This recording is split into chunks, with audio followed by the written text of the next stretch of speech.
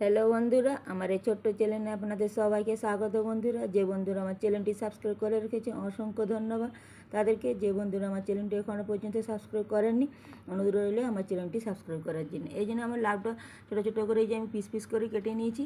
আজকের আমার রেসিপি দুধ দিয়ে লাউ চিংড়ি বানাবো। এই যে দেখুন, আমি লাউটা কেটে ধুয়ে পরিষ্কার করে একটা কড়াইয়ের মধ্যে নিয়ে নিয়েছি। নুন, হলুদ আর লঙ্কা গুঁড়ো দিয়ে এটা আমি একটু চায়ের কাপে হাফ কাপ জল দিয়ে এটা আমি একটু সিদ্ধ করে নেব।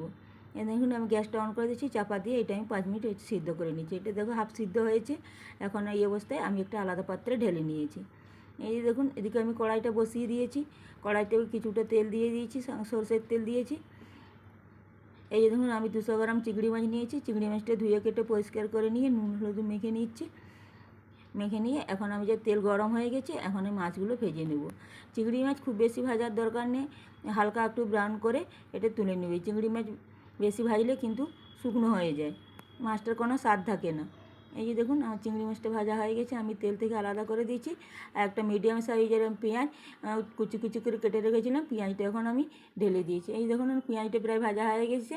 এখন আমি 1 চামচ আদা বাটা আর 1 চামচ হলুদ গুঁড়ো দিয়ে এটা আমি এখন নেড়ে নিচ্ছি। একটু আবারও দিয়ে দিচ্ছি হাফ চামচ জিরে গুঁড়ো, স্বাদ অনুযায়ী লবণ, 1 চামচ লাল লঙ্কার গুঁড়ো, আর দিয়ে দিচ্ছি 2 থেকে 3 চামচ টমেটো বাটা দিয়ে মশলাটা ভালো করে কষে নেব।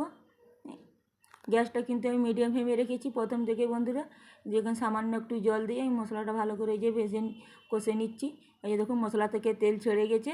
এখন আমি যে আগে থেকে লাউটা সিদ্ধ করে রেখেছিলাম, এখন লাউটা এখন আমি দিয়ে দিচ্ছি, আর ভেজে রাখা মাছটাও আমি এখন দিয়ে দিচ্ছি। দিয়ে ভালো করে এটা 5 থেকে 6 মিনিট আমি গ্যাসটা মিডিয়াম ফ্লেমে করে এটা রান্না করে নিয়েছি।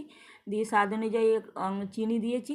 চিনি দিয়ে এটা আমি আবারও 5 মিনিট রান্না করে নেব গ্যাসটা মিডিয়াম ফ্লেমে রেখে। এই যে দেখুন, আমি চাপা খুলে দেখছি, আমার এই দেখুন প্রায় এটা রান্না হয়ে এসেছে। এখন আমি দিয়ে দিচ্ছি একটা 10 টাকা দামের গুঁড়ো দুধের প্যাকেট। যেহেতু তো আমি বলেছি আমি দুধ দিয়ে এটা লাউ চিংড়ি বানাবো, এই জন্য 10 টাকা দামের গুঁড়ো দুধের প্যাকেটটা দিয়ে আমি ভালো করে দুধটা মিশিয়ে নিয়েছি, যেমন না দলা পেকে না থাকে।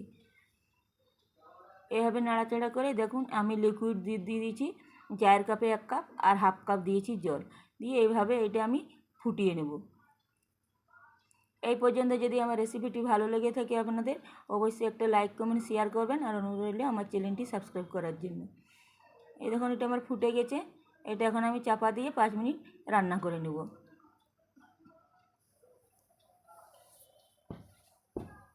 এই যেটা আমি চাপা দিয়ে 5 মিনিট রান্না করে নিয়েছি। এই যে চাপা খুলে দেখছি, এই দেখুন আমার এটা লাউ চিংড়িটা হয়ে গেছে। এই দেখুন, এটা এখন আমি গ্যাস বন্ধ করে দিয়ে এটা আমি আবারও 5 মিনিট চাপা দিয়ে রেস্টে রেখেছি। দিয়ে যখন আমি ঢেলে নিচ্ছি, আলাদা পাত্রে একটা ঢেলে নিচ্ছি। এই যে দেখুন বন্ধুরা, আমার লাউ চিংড়িটা কত সুন্দর হয়েছে। এটা দেখতে যেমন সুন্দর, খেতে কিন্তু অসাধারণ বন্ধুরা। এইভাবে একবার দুধ দিয়ে লাউ চিংড়ি আপনারা বানিয়ে খেয়ে দেখবেন, খেয়ে কেমন লেগেছে